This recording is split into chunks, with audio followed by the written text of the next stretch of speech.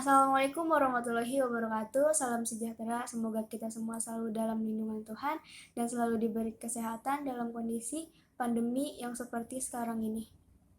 Oke, pada video kali ini saya dan teman-teman saya, yaitu ada Iqbal Fahmi, Mida Horonisa, dan Raisa Rama, dan saya sendiri, Rona Putri Fadilah, akan menjelaskan penjadwalan proses CPU.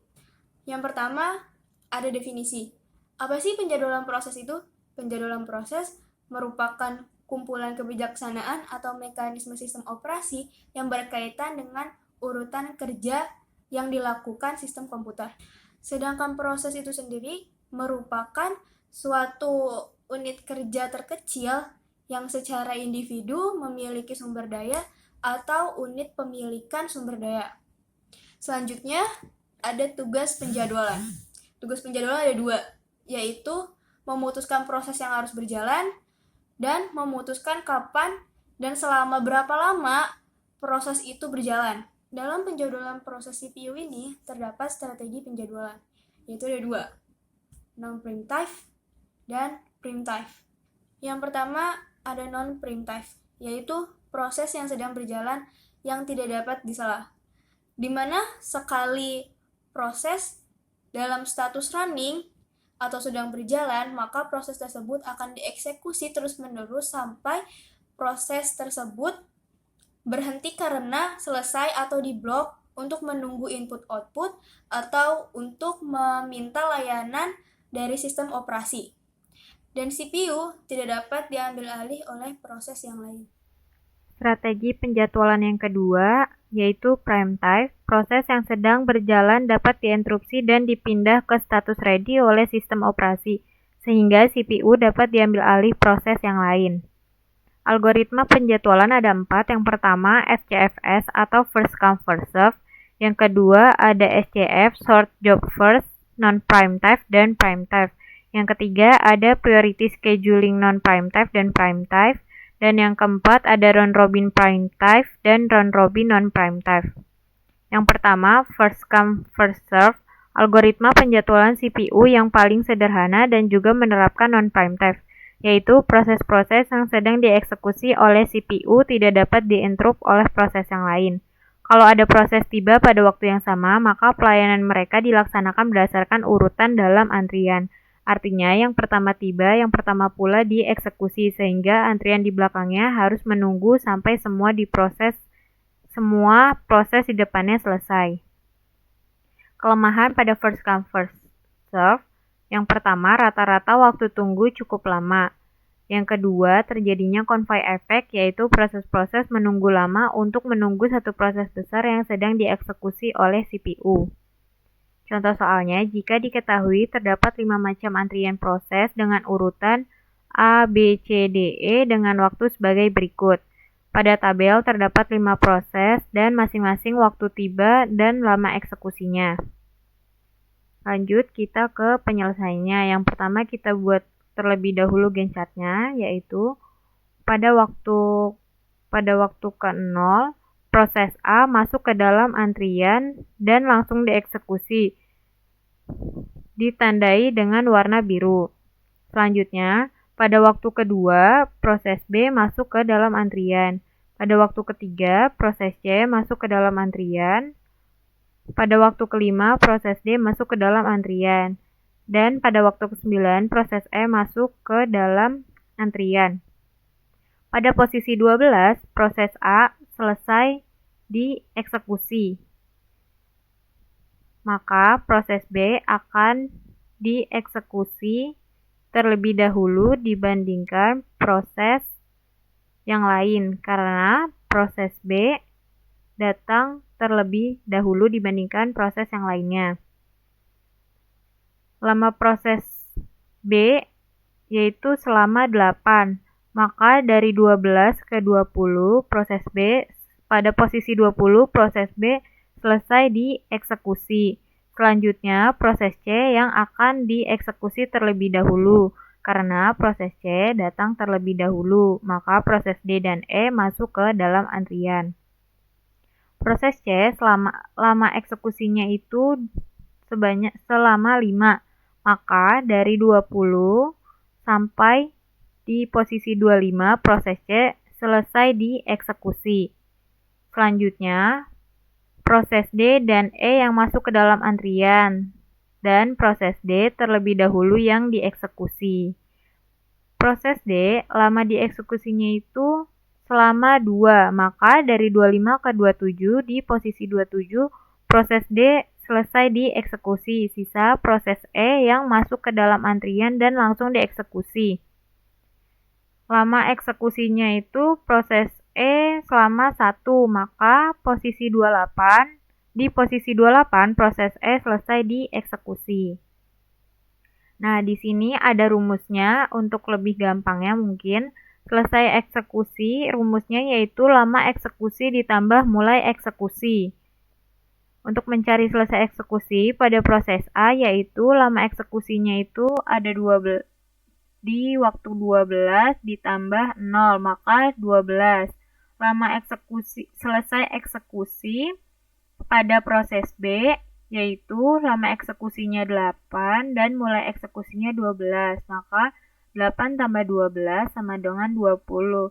Dan untuk proses-proses lainnya sama seperti itu. Untuk mencari waktu tunggunya, rumusnya yaitu mulai eksekusi dikurang waktu tiba. Contohnya, pada proses A yaitu mulai eksekusinya 0 dikurang waktu tibanya 0, sama dengan waktu tunggunya 0. Untuk proses B, mulai eksekusinya itu 12 dan waktu tibanya itu 2, maka 12 dikurang 2 sama dengan waktu tunggunya 10. Dan seterusnya sama untuk proses-proses selanjutnya. Untuk mencari TA, rumusnya yaitu waktu tunggu ditambah lama eksekusi. Contohnya pada proses A yaitu 0 ditambah 12 sama dengan 12, dan untuk proses B waktu tunggunya 10 dan lama eksekusinya itu 8, maka TA-nya itu 10 ditambah 8 sama dengan 18, dan seterusnya sama seperti itu. Yang dicari yaitu rata-rata waktu tunggunya, maka kita lihat waktu tunggu dari masing-masing proses, yaitu dari proses A waktu tunggunya ada 0, waktu tunggu proses B 10, waktu tunggu proses C 17, waktu tunggu proses D 20, dan waktu tunggu proses E 18. Nah, ini kita jumlahkan semuanya berjumlah 65 dibagi banyaknya proses. Di sini banyaknya proses ada 5. 1, 2, 3, 4, 5. Maka jumlah waktu tunggunya itu 65 dibagi 5 sama dengan 13 satuan waktu. Proses penjadwalan CPU yang kedua ialah SJF yang biasa disebut dengan Short Job First, yang didefinisikan dengan algoritma di mana proses yang memiliki waktu eksekusi terkecil dipilih untuk eksekusi berikutnya. Metode penjadwalan ini dapat bersifat preemptif atau non-preemptif. Ini secara signifikan mengurangi waktu tunggu rata-rata untuk proses lain yang menunggu eksekusi. Di dalam SJF juga terdapat karakteristik penjadwalan. Yang pertama terkait dengan setiap pekerjaan unit waktu untuk diselesaikan. Yang kedua, ada metode algoritma ini berguna untuk pemrosesan tipe batch di mana menunggu pekerjaan selesai tidak penting. Yang ketiga, ini dapat meningkatkan throughput proses dengan memastikan bahwa pekerjaan yang lebih pendek dieksekusi terlebih dahulu sehingga mungkin memiliki waktu penyelesaian yang singkat. SJF non-preemptif. SJF non-preemptif merupakan penjadwalan non-preemptif dan tidak berprioritas. Jarang digunakan menggunakan asumsi waktu jalan proses sudah diketahui. Menjadwalkan proses dengan waktu terpendek dijalankan lebih dahulu, efisiensi tinggi dan time around time rendah. Masalah yang terjadi tidak dapat bersamaan menggunakan penetapan dinamis. Di SJF non-preemptif terdapat sebuah soal. Di sini terdapat sebuah tabel, yaitu ada proses P1, P2, P3, P4, dan P5 yang memiliki arrival time dan burst time yang berbeda. Lalu dari soal SJF non-preemptif tersebut terdapat green chart Proses P1 memiliki waiting time 0, proses P2 memiliki waiting time 34, proses P3 memiliki waiting time 22, proses P4 memiliki waiting time 11, proses P5 memiliki waiting time 4.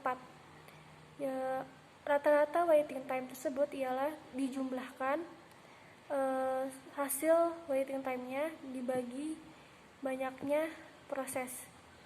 Jadi 0 ditambah 34 ditambah 22 ditambah 11 ditambah 4 dibagi 5 dengan hasilnya ialah 14,2 meter per second.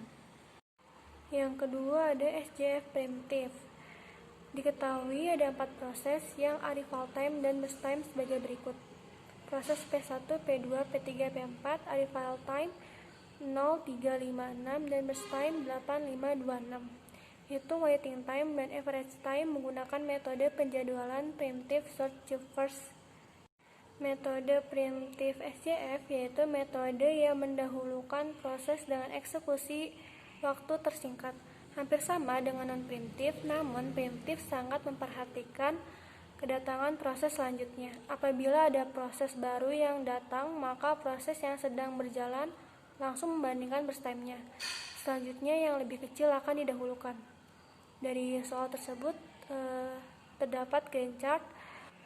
Pada saat 0, P1 masuk ke dalam antrian dan langsung dieksekusi. Lalu pada saat yang ketiga, P2 datang, maka P1 menyisakan burst time 5, P2 juga 5. Karena P1 dan P2 itu sama, maka P1 masih tetap melakukan eksekusi. Lalu pada saat yang kelima, P3 datang, maka langsung dieksekusi juga. Dan menyisakan burst time proses yang sudah datang ialah P1 sama dengan 3, P2 sama dengan 5, P3 sama dengan 2. Karena P3 paling kecil, maka proses selanjutnya ialah P3. Pada saat yang ke-6, P4 datang, maka P1 menyisahkan burst time 3, P2 menyisahkan burst time 5, dan P3 menyisahkan burst time 1, P4 menyisahkan burst time 6.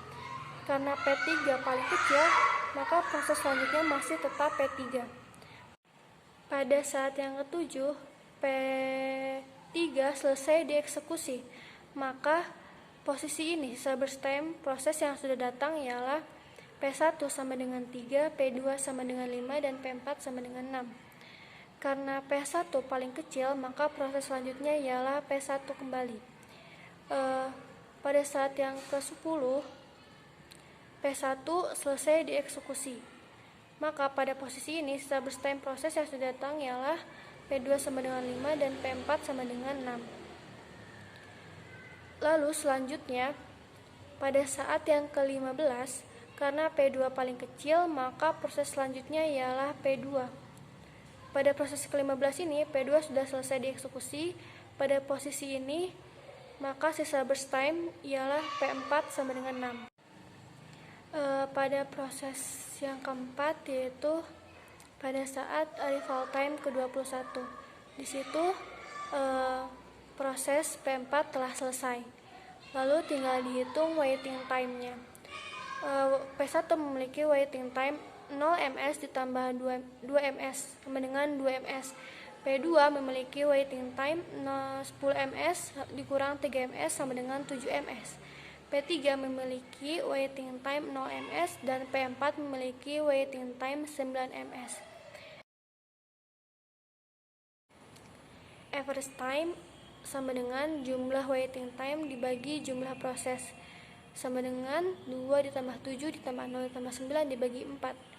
Hasilnya ialah 4,5 ms. Yang ketiga ada priority scheduling, yaitu sebuah algoritma penjadwalan yang dimana mendahulukan proses yang memiliki prioritas tertinggi. Dan setiap proses memiliki prioritasnya masing-masing. Prioritas suatu proses ditentukan melalui beberapa karakteristik.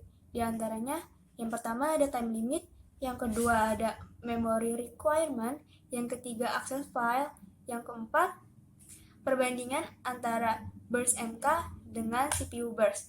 Yang kelima, tingkat kepentingan proses. Dalam priority scheduling juga dapat dijalankan secara preemptive dan non-preemptive. Pada preemptive, jika ada suatu proses yang baru datang memiliki prioritas yang lebih tinggi daripada proses yang sedang dijalankan, maka proses yang sedang dijalankan akan diberhentikan. Lalu CPU akan dialihkan pada proses yang memiliki prioritas yang lebih tinggi yang tadi baru datang itu. Sementara itu pada non-preemptive, proses yang baru datang tidak dapat mengganggu proses yang sedang berjalan. Tetapi proses yang baru datang itu akan diletakkan di depan queue. Kelemahan dari priority scheduling ini adalah dapat terjadinya indefinite blocking atau starvation, yaitu di mana suatu proses yang memiliki prioritas yang rendah kemungkinan tidak dapat dieksekusi jika terdapat proses lain yang memiliki prioritas lebih tinggi dari proses yang tadi. Selanjutnya ada contoh soal dari priority scheduling. Misalnya terdapat 4 proses, yaitu ada P1, P2, P3, dan P4 yang datang secara beruntun dengan CPU burst dalam milidetik. Untuk lebih jelasnya bisa lihat pada tabel. Dari contoh soal yang tadi kita akan menyelesaikannya dengan cara priority scheduling non-preemptive. Pertama-tama kita membuat grand chart-nya dulu dengan titik-titik yang diambil dari arrival time yang ada pada tabel sebelumnya. Pada titik 0 terdapat P1 dengan burst time 8. Pada titik 3 P2 dengan burst time 5 dan P1 dengan burst time 5. Kenapa P1 burst time-nya menjadi 5? Karena jarak dari titik 0 ke titik 3 adalah 3. Kemudian pada titik 5 terdapat P3 dengan burst time 2 dan P2 dengan burst time 3, P1 dengan burst time 5. Kemudian pada titik 6 terdapat P4 dengan burst time 6, P3 dengan burst time 2, P2 dengan burst time 2. Pada titik 8 P2 selesai dieksekusi. Karena syarat di priority scheduling non-preemptive adalah pertama lihat prioritas yang lebih tinggi. Yang kedua, lihat dari first come-nya atau yang pertama datang. Karena di titik 6 prioritas yang paling tinggi ada 2, yaitu P2 dan P4, maka kita lihat dari first come-nya, yaitu duluan yang P2. Maka P2 selesai dieksekusi di titik 8. Kemudian kita lihat lagi prioritas mana yang lebih tinggi. Nah, kemudian tersisa P4, P3, dan P1, di mana P4 memiliki prioritas yang lebih tinggi dengan burst time 6. Ditentukan titik 14, di mana titik 8 ditambah burst time 6, yaitu 14. Dan P4 selesai dieksekusi. Dan di titik 14 tersisa P1 dan P3 dengan prioritas yang sama. Tetapi kita lihat dari first come-nya. Yang pertama datang itu adalah P1. Jadi P1 dieksekusi terlebih dahulu. Kemudian 14 ditambah burst time dari P1 itu 19. Nah, di 19 tersisa P3 dengan burst time 2. P3 dieksekusi dan berakhir di titik 21. Untuk mencari nilai rata-rata dari waiting time, bisa dilihat dari kotak di bawah grand chart ini. Di mana P1 terakhir dieksekusi itu di titik 14 dan pertama dieksekusi itu di titik 3. Jadi 14 dikurangi 3 sama dengan 11. Kemudian P2 sama dengan 0 karena P2 tidak menunggu antrian untuk dieksekusi. P3 terakhir dieksekusi di titik 19. Pertama dieksekusi itu di titik 5. Jadi 19 dikurangi 5 sama dengan 14. Dan terakhir P4 terakhir dieksekusi itu di titik 8 dan pertama dieksekusi itu di titik 6. Jadi 8 dikurangi 6 sama dengan 2. Untuk mendapatkan nilai rata-rata waiting time-nya ini dijumlahkan dari P1, P2, P3, dan P4, yaitu 11 ditambah 0 ditambah 14 ditambah 2, yaitu 27, dan dibagi ada berapa prosesnya. Karena proses ada 4, maka dibagi 4. 27 dibagi 4 sama dengan 6,75 milisecond. Yang terakhir, dengan cara priority scheduling primitive. Sama seperti pada non-primitive tadi, kita pertama-tama membuat Gantt chart-nya dulu dengan titik-titik yang diambil dari arrival time. Yang pertama, ada titik 0. Terdapat P1 dengan burst time 8. Kemudian di titik 3 ada P2 dengan burst time 5 dan P1 dengan burst time 5. Kemudian di titik 5 terdapat P3 dengan burst time 2 dan P2 dengan burst time 3, P1 dengan burst time 5. Di titik 6 terdapat P4 dengan burst time 6, P3 dengan burst time 2, P2 dengan burst time 2, P1 dengan burst time 5. Untuk melihat siapa yang akan dieksekusi terlebih dahulu, kita lihat prioritas mana yang lebih tinggi, yaitu ada P2 dan P4. Nah, pada primitive ini, bedanya dari non-primitive adalah kita lihat dari nilai burst time yang paling kecil, yaitu ada nilai burst time dari P2.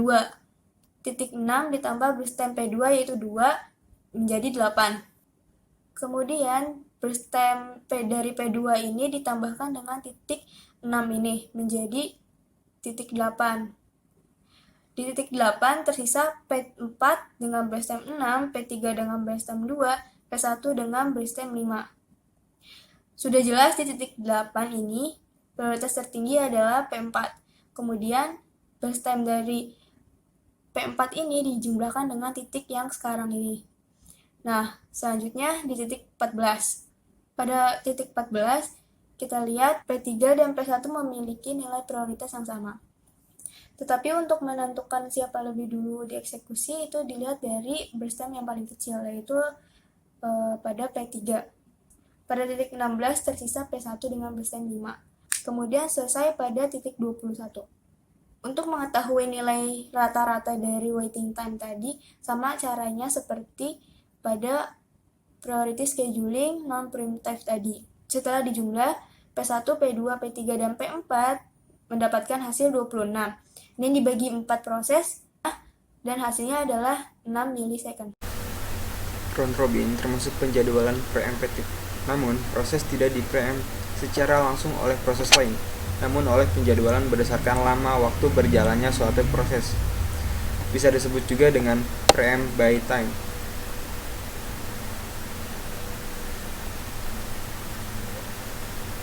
Proses yang telah dieksekusi tapi belum selesai akan kembali ke antrian akhir.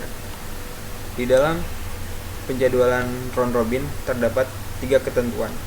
Yang pertama, jika kuanta habis dan proses belum selesai, maka proses running menjadi ready dan pemproses dialihkan ke proses lain. Yang kedua, jika kuanta belum habis dan proses menunggu suatu kejadian, misalnya menunggu selesainya suatu proses input-output, maka proses running menjadi block dan pemproses dialihkan ke proses lain. Yang ketiga, jika kuanta belum habis, tapi proses telah selesai, maka proses running itu diakhiri dan pemproses dialihkan ke proses lain. Di sini terdapat contoh kasus dari penjadwalan round robin, di mana memiliki 5 proses. Yang pertama ada proses A dengan waktu tiba 0 serta lama eksekusinya 7, dan proses B dengan waktu tiba 0 dengan lama eksekusi 5, serta proses C dengan waktu tiba 0 dengan lama eksekusi 8, dan proses D dengan waktu tiba 0 serta lama eksekusi 2. Yang terakhir ada proses E di mana waktu tibanya 0 serta lama eksekusinya ada 6 dengan kuantum 3. Kuantum sendiri merupakan batas dari setiap proses yang ada. Langsung kita hitung saja.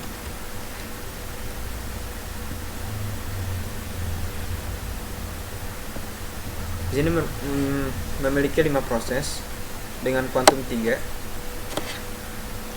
dengan waktu tiba yang sama-sama memiliki 0. Yang pertama ada proses A terlebih dahulu. Kita hitungkan di sininya 3 detik karena kuantumnya 3. Setelah diisi dengan 3 detik, maka kita lanjut dengan proses selanjutnya, di mana ada proses B. Di sini juga sama, kita hitungkan dengan 3 detik karena kuantumnya 3. Setelah 3 detik ini kita lanjutkan lagi dengan proses selanjutnya. Di proses C kita tambah lagi 3 detik, lalu kita lanjutkan lagi ke proses D. Karena proses D memiliki lama eksekusi 2, maka dia hanya berhenti di tahap pertama ini. Setelah itu kita lanjutkan lagi ke proses E. Setelah diisi 3 detik, karena eksekusinya masih ada, karena proses A memiliki 7 eksekusi sedangkan kuantumnya 3, maka kita ulang lagi ke awal. Kita isi lagi proses A dengan 3 detik. Setelah itu kita lanjutkan lagi ke proses B. Karena tadi proses B sudah diisi 3 detik dengan lama eksekusi dia 5, maka sisanya adalah 2 detik. Kita isi di sini 2 detik. Selanjutnya ada proses C, isi lagi 3 detik. Proses D tidak ada karena sudah habis. Proses D selesai. Kita lanjut ke proses E selama 3 detik juga. Kita ulang kembali ke proses A karena masih memiliki sisa eksekusi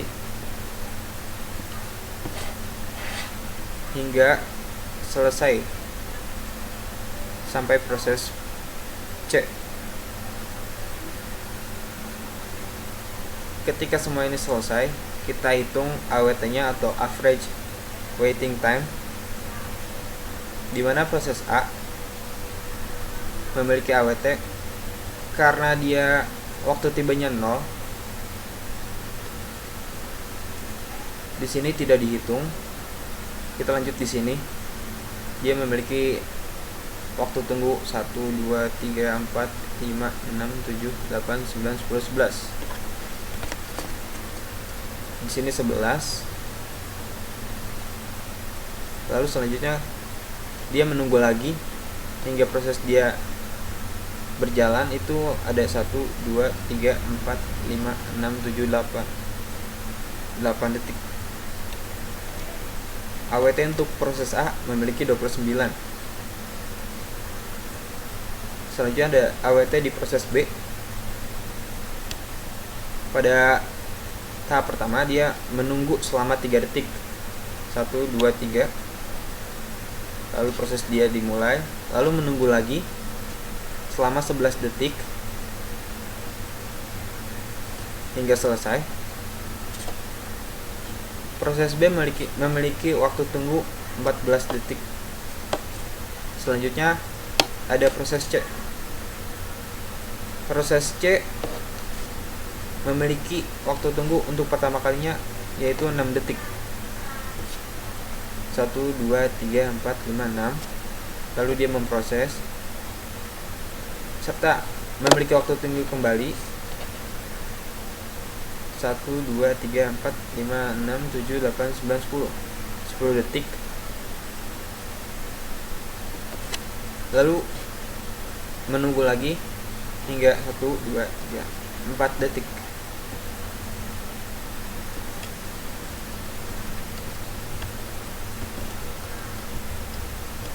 Jadi totalnya adalah 20 detik untuk proses C. Di proses D dia hanya menunggu 1 kali waktu tunggu, yaitu 9 detik. Yang terakhir proses E, dia memiliki waktu tunggu 2 kali. Yang pertama ada 11 detik, yang kedua ada 8 detik, totalnya 19 detik. Jadi AWT dari proses ini adalah 29 ditambah 14 ditambah 20 tambah 9 tambah 19, hasilnya adalah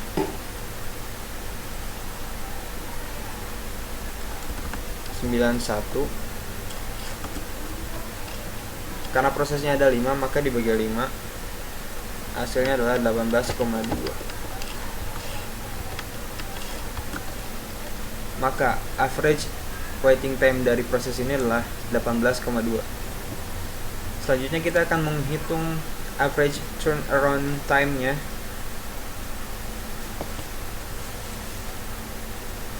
Untuk proses A, dia selesai di waktu ke-26. Untuk proses B, dia selesai di waktu 19. Untuk proses C, dia selesai di waktu 28. Untuk proses D, dia selesai pada waktu 11 detik. Dan untuk proses E, dia selesai pada waktu 25 detik. Maka rata-ratanya kita jumlahin semua, dapat 109. Karena prosesnya ada 5, kita bagi 5, maka rata-ratanya 21,8.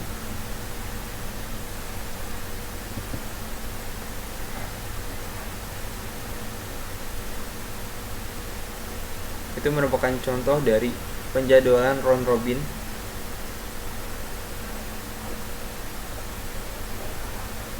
di mana memiliki 5 proses dengan waktu tiba 0 dengan kuantum 3 dan lama eksekusinya yang berbeda-beda.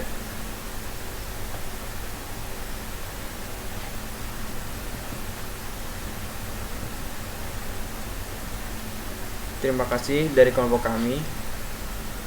Semoga apa yang kami sampaikan dapat bermanfaat. Wassalamualaikum warahmatullahi wabarakatuh.